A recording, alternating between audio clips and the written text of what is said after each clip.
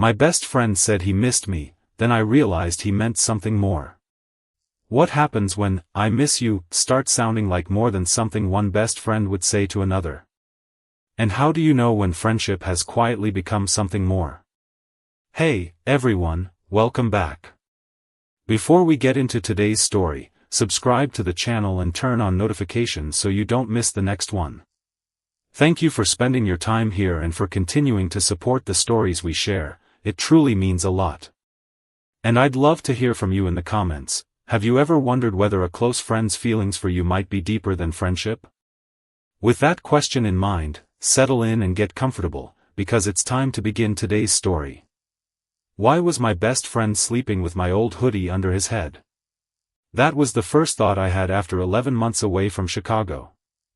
I stood just inside Wes Callahan's apartment with my duffel bag in one hand and the spare key still between my fingers, staring across the dim living room. The television flickered without sound. His paramedic jacket hung over a kitchen chair. And there was Wes, asleep on the couch, cheek pressed against the faded gray hoodie I could have sworn I'd lost years ago. I should have texted before coming. I'd planned the surprise somewhere over Indiana, imagining Wes opening the door and insulting me before pulling me into one of those quick, familiar hugs we'd exchanged since college. Instead, the lock clicked behind me, and Wes opened his eyes. "Dylan?" He sat up slowly. For a second, he just stared. I smiled. "Please try to contain your excitement." Usually, that would earn me an eye roll. Maybe a sarcastic comment about how peaceful Chicago had been without me. Wes said nothing. He stood, crossed the room, and wrapped both arms around me. Hard. My laugh came automatically. "Okay. Wow. Hi to you too." But he didn't let go. His palm rested between my shoulder blades, steady and warm, and I could feel him take a slow breath against my shoulder. Wes and I had been friends for 9 years. We'd shared apartments, road trips, terrible takeout, family holidays, breakups, inside jokes. Nobody else understood. Physical affection had never been strange between us. Somehow, this was. "God," he murmured, "I missed you." Something shifted quietly inside my chest. So naturally, I ruined the moment. "Yeah, people tend to notice when I'm gone." Wes normally would have laughed. He didn't. He held on for one more heartbeat before stepping back, his eyes moving over my face as though 11 months had left clues he needed to find. "You're actually here." His voice was softer than I remembered. "I'm actually here." Finally, his mouth curved into that familiar half-smile. "You look terrible." Relief loosened something in me. There he is. Wes took my bag before I could protest and carried it toward my old bedroom. I followed, telling myself everything was normal. Almost everything was. Then, later that night, while Wes rinsed 2 beer bottles in the kitchen, I noticed something beneath a magnet on his refrigerator. 2 concert tickets. Same section. Same date. November 18th. My birthday. The band was one I loved and Wes absolutely did not. "Wes?" He went still at the sink. I lifted the tickets. "Why did you buy 2? His eyes found mine, then dropped to the empty ticket beside his own. "I thought maybe you'd come home." I swallowed. "But I told you I probably couldn't." "You said probably." The refrigerator hummed between us. "Did you still go?" Wes looked away. "Yeah." "Alone?" His silence answered first. Then he said, "I kept thinking you might surprise me." And suddenly, I remembered his arms around me at the door and those 4 quiet words against my shoulder. "I missed you." For the first time in 9 years, I wondered if I had completely misunderstood what my best friend had been trying to tell me. The next morning, I woke to the smell of coffee and the uncomfortable realization that I had spent half the night thinking about 2 expired concert tickets. I found Wes in the kitchen wearing navy sweatpants and an old Chicago Fire Department shirt, pouring coffee into the mug I used to claim as mine. "You kept that too?" I asked. He glanced at the mug. "It is ceramic, Dylan. They survive things." Apparently everything I abandoned became emotionally significant. Wes gave me a warning look, but there was color in his cheeks. I smiled and reached for the coffee. For the next few days, we slipped back into our old rhythm so easily it almost convinced me I had imagined the weirdness. Almost. Wes still bought the cereal I liked even though he hated it. My favorite hot sauce was still in the cabinet. The playlist we made during a road trip through Wisconsin was still saved on his phone. There were traces of me everywhere, little pieces of a life I had assumed continued perfectly well without me. I started noticing other things too. Wes remembered my coffee order. He knew I hated the new lamp in the living room before I said anything. When I complained about my first exhausting day back at the theater, he quietly left a grilled cheese sandwich beside me without asking whether I was hungry. "You know," I said, looking at the plate, "normal people express friendship with words. Normal people eat dinner before 10. I had rehearsal. You had 3 granola bars." I stared at him. "How do you know that?" Wes pointed toward the trash beside the couch. Paramedic. Trained observer. Creepy roommate. Former roommate. Something about the correction landed strangely. Neither of us said anything after that. That night, we started watching an old comedy we had seen at least 6 times. Somewhere around midnight, exhaustion won. I woke slowly to warmth against my cheek and realized my head was resting on Wes's shoulder. His body was completely still. My first instinct was to sit up. Then his hand moved. He pulled the blanket higher over my chest with careful fingers, trying not to wake me. I kept my eyes closed. I had no idea why. Maybe because I wanted to know what he did when he thought nobody was watching. Wes settled back into the couch. His hand remained on my forearm. Not gripping. Not even really holding me. Just there. His thumb moved once against the sleeve of my shirt, almost absent-mindedly. The television filled the room with soft laughter. My heart suddenly seemed much too loud. Then Wes whispered, "I am glad you came back." He thought I was asleep. That was what made it different. There was no reason to perform for me. No joke waiting afterward. No expectation that I would answer. I stayed perfectly still while something warm and frightening unfolded in my chest. In 9 years, Wes had hugged me hundreds of times. He had driven me to airports, remembered birthdays, sat beside me through terrible breakups, and answered calls at impossible hours. I had always known he cared about me. I had just never wondered what kind of caring it was. The next morning, Wes handed me coffee and complained that I snored on his shoulder. He acted completely normal. I laughed like I believed him. But when his fingers brushed mine around the mug, both of us hesitated for half a second. This time, I knew I had not imagined it. Trevor Bennett entered the story on a Thursday afternoon carrying 2 coffees and the kind of smile that made intentions fairly obvious. He handled sponsorships for the theater, which meant I had spent most of the week watching him charm donors while I crawled around backstage fixing sound problems nobody noticed until something stopped working. "Peace offering," Trevor said, setting 1 coffee beside my console. "For what?" "I am planning to ask you out, and I thought caffeine might improve my chances." I laughed. That is alarmingly direct. Thursday night. 1 drink. Public place. You can escape after 20 minutes if I am unbearable. He was funny. Easy to talk to. And there was absolutely no reason to say no. So I said yes. That evening, I found Wes making pasta when I got home. "I have a date," I announced. The wooden spoon stopped halfway through the sauce. Wes looked over his shoulder. Tonight? Saturday. With who? Too fast. The question came out before he could make it sound casual. I leaned against the counter. Trevor. He works with the theater. Wes nodded and returned to stirring.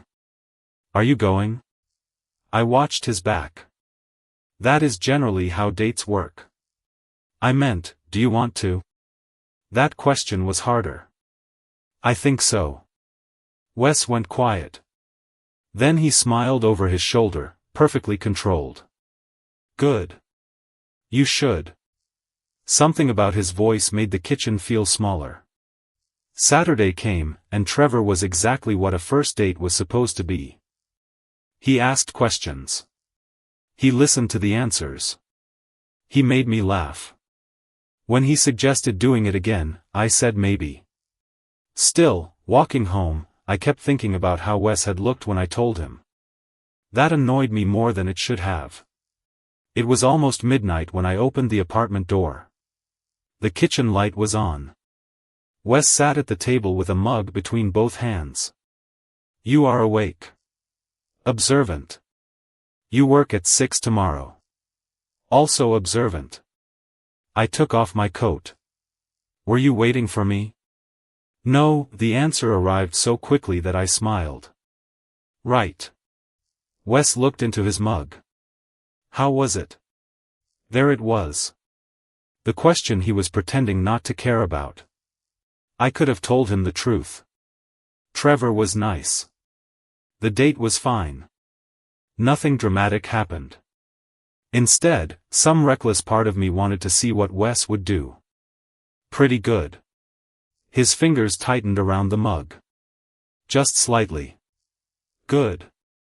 He smiled. It was convincing unless you had known him for 9 years. I had. He wants to see me again. Wes looked up. For half a second, something unguarded crossed his face. Not anger. Something quieter. Something that looked almost like disappointment. Then it disappeared. You should go. Do you want me to? His eyes narrowed.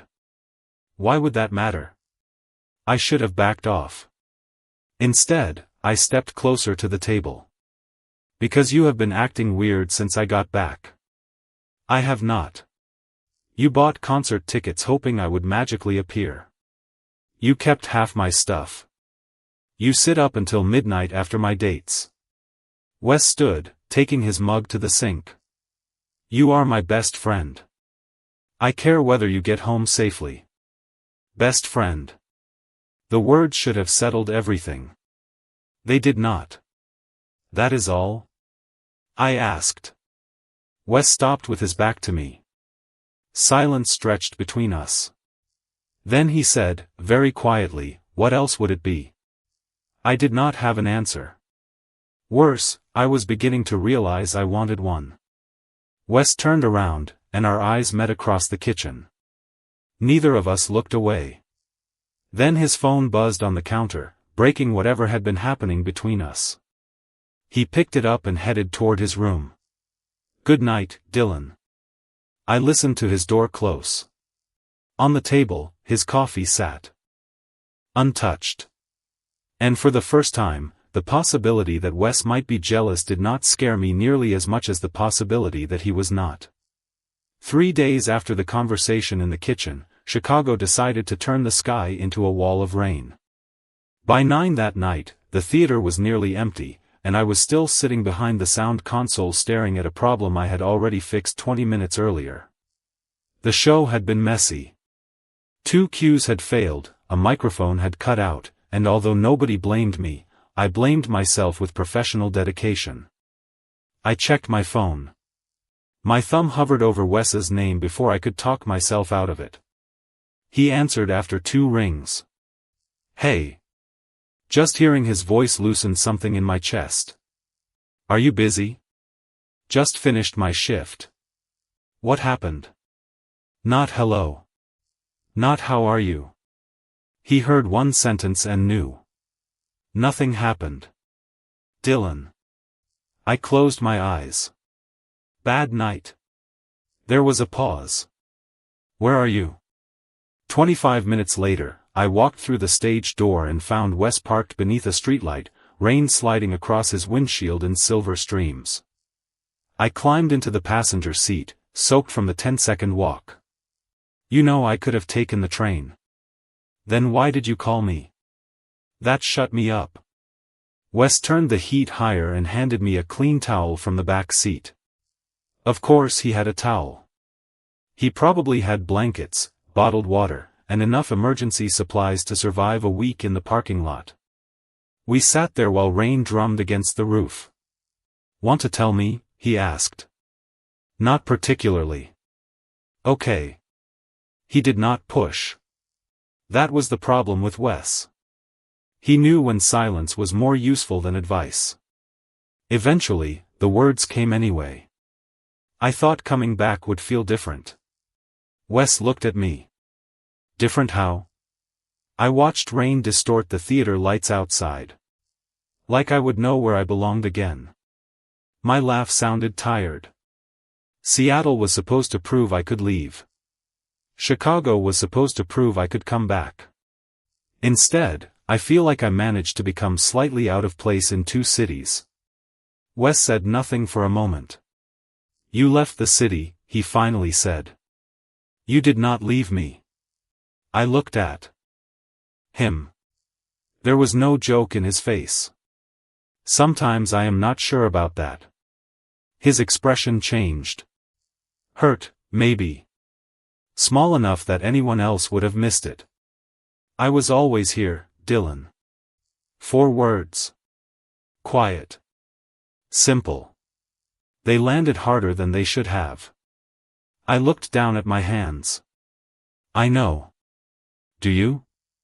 I turned back toward him. Wes was closer than I expected. He reached up, hesitated, then brushed his thumb across my cheek. Rain, he said softly. I forgot how to breathe normally. His hand stayed there. My eyes dropped to his mouth before I could stop them. When I looked back up, Wes had noticed. He was watching me differently now, like he was waiting for something neither of us had the courage to name. The space between us narrowed. Not much. An inch, maybe 2. His forehead nearly touched mine.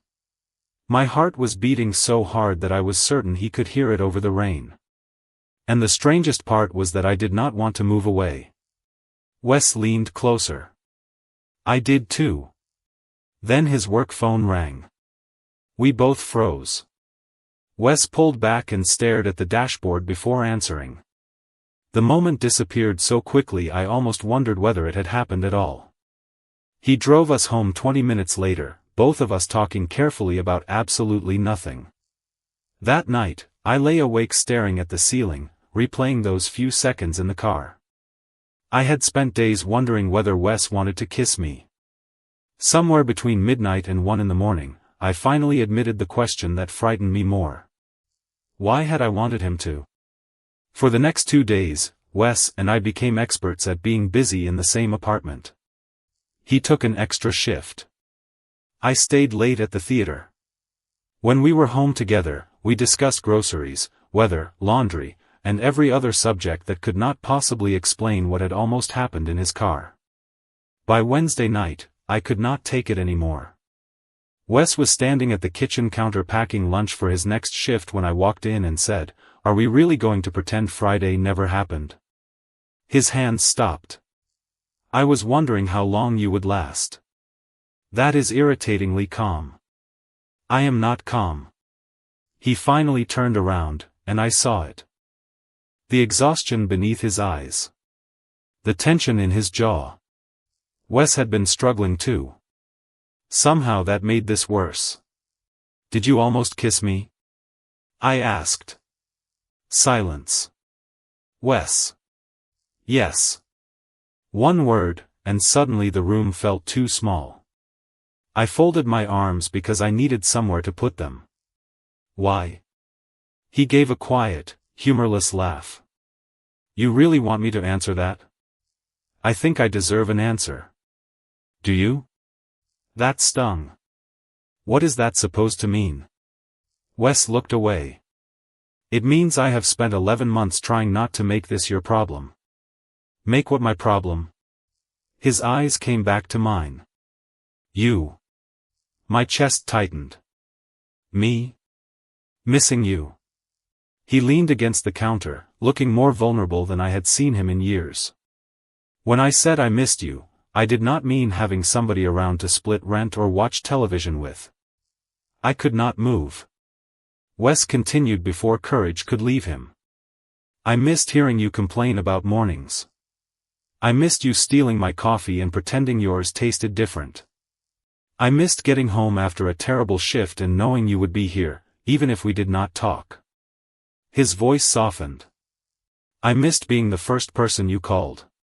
Every small moment since I came home rearranged itself in my head. The hoodie. The cereal. The concert ticket. His hand on my arm while he thought I was asleep. Wes, I bought those tickets because I thought if I wanted it badly enough, maybe you would walk through the door. He smiled, but there was sadness in it. Pretty embarrassing, right? No, Dylan, I sat beside an empty seat for 2 hours. That is not embarrassing. Then what is it? I opened my mouth. Nothing came out. Wes nodded slowly, as if my silence confirmed something he had feared. Exactly. He turned away. Panic rose in me. Wait. Are you saying I could not finish? Wes did it for me. I am saying I did not miss my best friend. He looked at me, and there was nowhere left for either of us to hide. I missed you. My heart seemed to stop between one beat and the next. Wes picked up his jacket. You do not have to say anything. Where are you going? Out. Wes, please. His hand rested on the doorknob. I cannot stand here and watch you figure out how to let me down gently. That is not what I am doing. Then what are you doing? I had no answer because I was terrified of the one forming inside me. Wes waited anyway. 5 seconds. Maybe 10. Then he nodded once and opened the door. I need some space. The door closed softly behind him. No argument. No dramatic goodbye. Just silence. I stood alone in the kitchen, staring at the place where my best friend had been, and finally understood what was actually at risk. This was not about whether Wes loved me. He had just answered that. The terrifying question was whether I had spent years loving him too, and whether my fear of naming it had just cost me the person I could not imagine losing. The apartment felt wrong without Wes in it. Not empty exactly. His shoes were still by the door. His coffee mug was still beside the sink. His jacket was gone, but everything else suggested he could walk back in at any second and make some sarcastic comment that would return the world to normal. I sat on the couch and stared at the television without turning it on. Think, Dylan, I whispered. Unfortunately, thinking was how I ended up opening the storage closet at 1 in the morning. I was looking for nothing in particular when I found an old cardboard box labeled college junk in my handwriting. Inside were ticket stubs, faded receipts, a motel key card from a road trip through Wisconsin, and photographs from years when Wes and I apparently believed every memory required documentation. One picture stopped me. Wes was asleep in a hospital waiting room, his head tilted against the wall, arms folded across his chest. I remembered that night. I had gotten sick during senior year and needed someone to take me to urgent care. Wes had an exam the next morning. I told him to leave. He stayed until sunrise. Another photograph showed us beside his first car, grinning like idiots before driving to Nashville with $40 between us and no actual plan. Another showed Wes at my 25th birthday, looking at me instead of the camera. I stared at that one longer. Then the memories came without permission. Wes answering my call after my first serious breakup and sitting beside me until morning. Wes driving me to the airport when I left for Seattle, telling me he was proud of me while refusing to look directly at me. Me calling him after every opening night, every disaster, every tiny victory. I had dated other men. So had he. Yet whenever something mattered, good or bad, I reached for Wes first. Always Wes. At the bottom of the box was a Polaroid from college. We were 21, sunburned from a weekend at Lake Michigan, my arm thrown around his shoulders. Wes was laughing at something outside the frame. I turned it over. 4 words were written across the back in his handwriting. Wherever we end up, find me. My breath caught. I remembered when he wrote it. Graduation was approaching, and we had been terrified adulthood would scatter everyone we loved across different cities. I had laughed at him for being sentimental. Then I had written beneath it, only if you get lost first. Sitting there 8 years later, I finally understood something embarrassingly simple. Wes had never been one part of my life. He was the person I measured the rest of it against. Seattle had not felt lonely because Chicago was 1,500 miles away. It had felt lonely because Wes was. Trevor had been kind, funny, attractive, and completely wrong because while he was talking, some part of me had still been wondering what Wes was doing. Even the almost kiss in the car had not created something new. It had only forced me to notice what had already been there. "Oh," I whispered. Then I laughed once, because apparently discovering you had been in love with your best friend for years deserved something more profound, but my brain had nothing. My eyes burned. I looked at the Polaroid again. Wherever we end up, find me. Okay, I said softly. Okay, Wes. I grabbed my phone and called him. It rang until voicemail. I tried again. Nothing.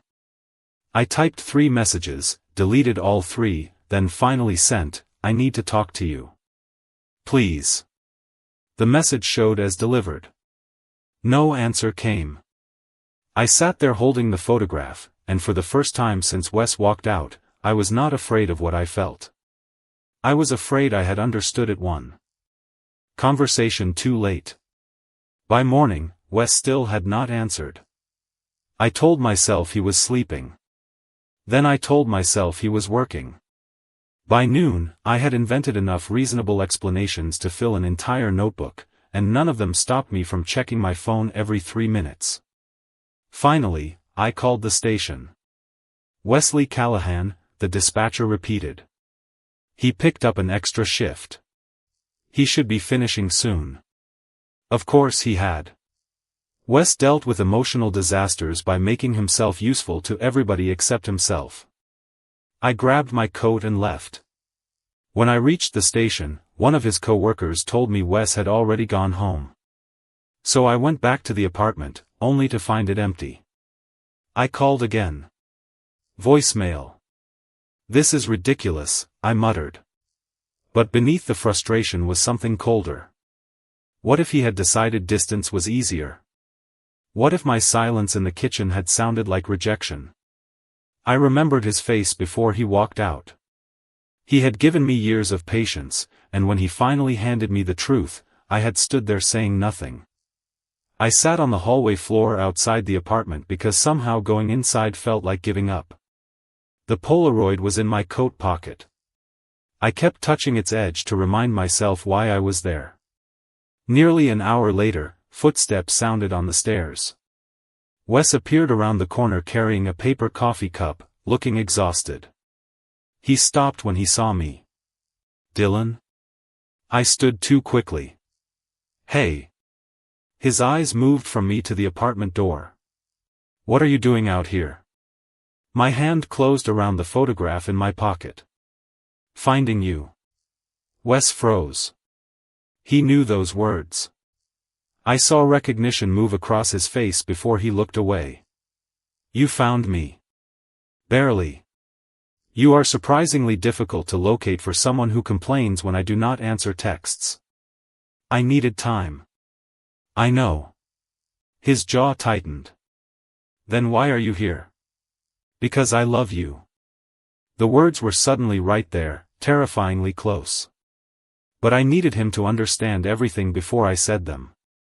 Because I figured out why I could not answer you. Wes gave a tired laugh. Dylan, you do not owe me an explanation. Yes, I do. No. You do not have to feel the same way. Just because I made things complicated. You did not make anything complicated. He finally looked at me. I almost kissed my best friend and then told him I had feelings for him. That feels fairly complicated. I almost kissed you too. Silence.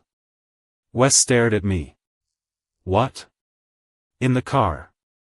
You were not doing that alone.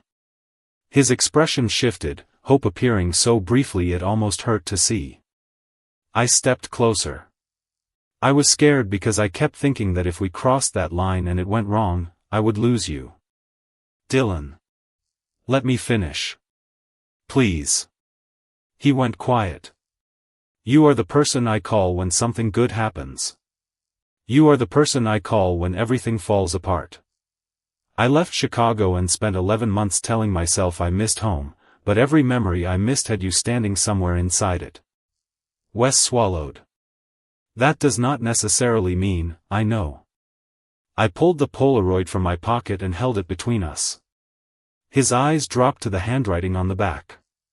Wherever we end up, find me. His face softened. You kept that? Apparently I kept a lot of things without understanding why. I took another step until only a few feet separated us. I am still scared. Wes nodded slowly. So am I. What if we ruin this? He looked at me for a long moment. You already have me, Dylan. His voice was quiet but steady. I was just hoping you might want more. My eyes burned. This time, I did not hide behind a joke. I reached for his hand. Wes looked down as our fingers closed together, then back at me. And for the first time, neither of us pretended the touch meant nothing. For a few seconds, neither of us moved. Wes kept looking at our joined hands like they belonged to two other people and we had somehow been trusted to hold them. His thumb shifted against mine, careful, almost questioning. I squeezed his hand. His eyes lifted. Dylan, he said quietly. Yeah. I need you to be sure. That nearly broke me, because even now, after years of wanting something he had been too afraid to ask for, Wes was giving me an exit. I stepped closer. I spent 11 months 1,500 miles away trying to figure out why nowhere felt right anymore. His expression softened. And apparently I am an idiot. A laugh escaped him. Small. Relieved. Familiar. That part is not new information. There you are. I smiled, but my voice shook. Wes noticed. Of course he did. You are nervous. Terrified. We do not have to do anything. I know. I looked at him, at the man who had known every version of me since I was 19.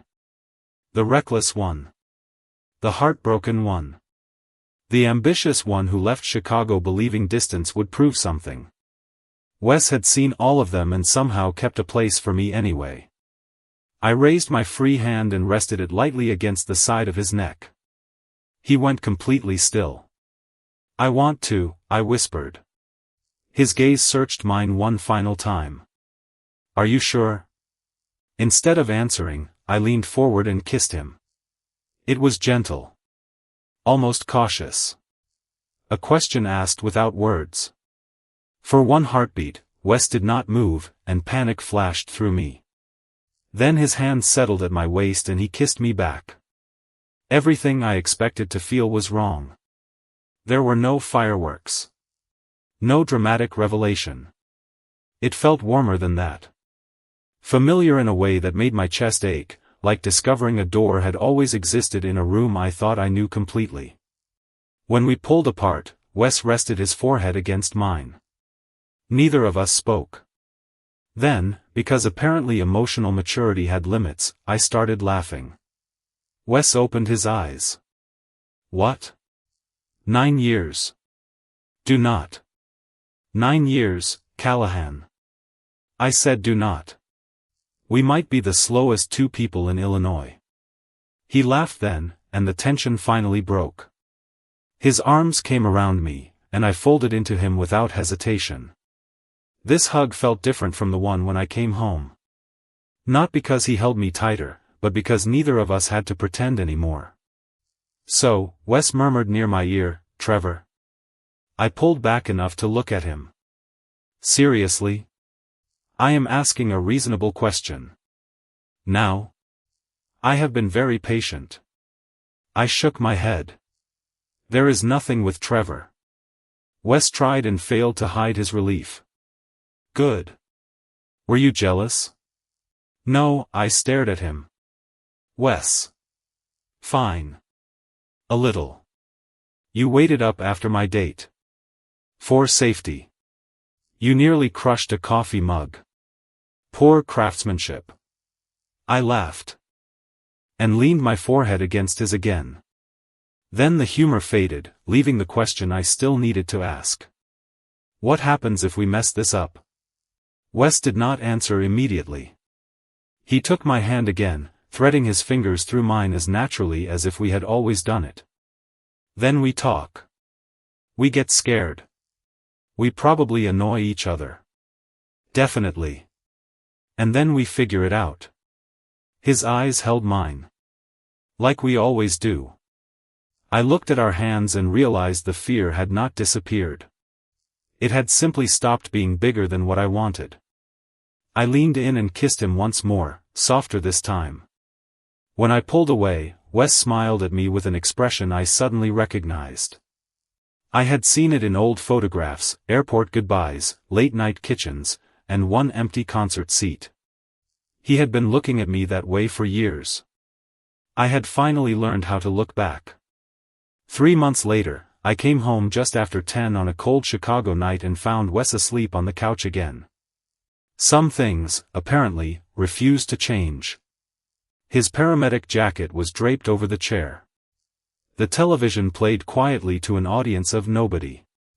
One sock had somehow disappeared, which was a mystery I had stopped trying to solve. And beneath his head was my faded gray college hoodie. I stood in the doorway smiling. 3 months earlier, that hoodie had confused me. Now I understood. Wes had never needed the sweatshirt. He had needed something that reminded him I was coming back. I closed the door carefully, but his eyes opened anyway. Dylan? You really need a new sleeping arrangement. He blinked at me, still half asleep. I have a bed. Strong evidence suggests otherwise. Wes lifted the blanket beside him. Come here. There was a time when those 2 words would have sent my thoughts into complete chaos. Now I simply kicked off my shoes and sat beside him. Wes immediately leaned against me. Long shift? I asked. Very. Want to talk? Not yet. Okay. That had become one of the things I loved most about us. Dating had not magically transformed our relationship into something polished and perfect. We were still learning. We still misunderstood each other. I still made jokes when I was nervous. And Wes still tried to solve problems before admitting they hurt. But now we talked afterward. We stayed. We chose each other deliberately. Wes reached for my hand beneath the blanket. His fingers threaded through mine. Such a small thing.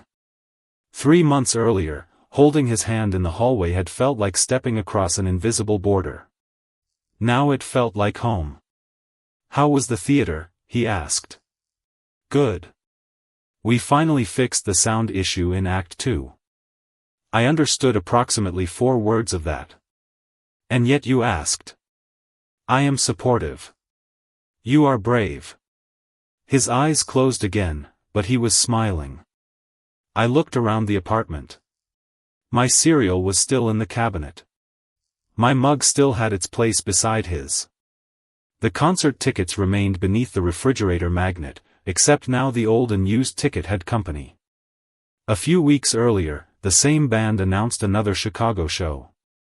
Wes bought 2 tickets. This time, we both went. Halfway through the concert, I caught him watching me instead of the stage. When I asked why, he only smiled and said, "Making sure you are really here." I understood that now too.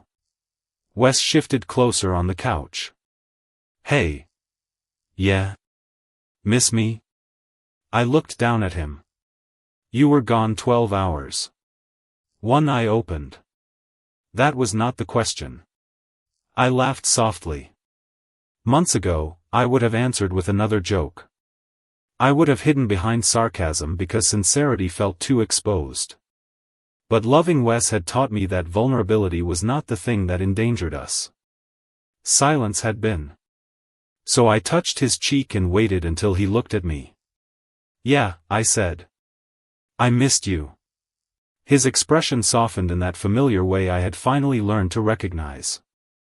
"I missed you too." I leaned down and kissed him gently. When I pulled away, he rested his forehead against mine.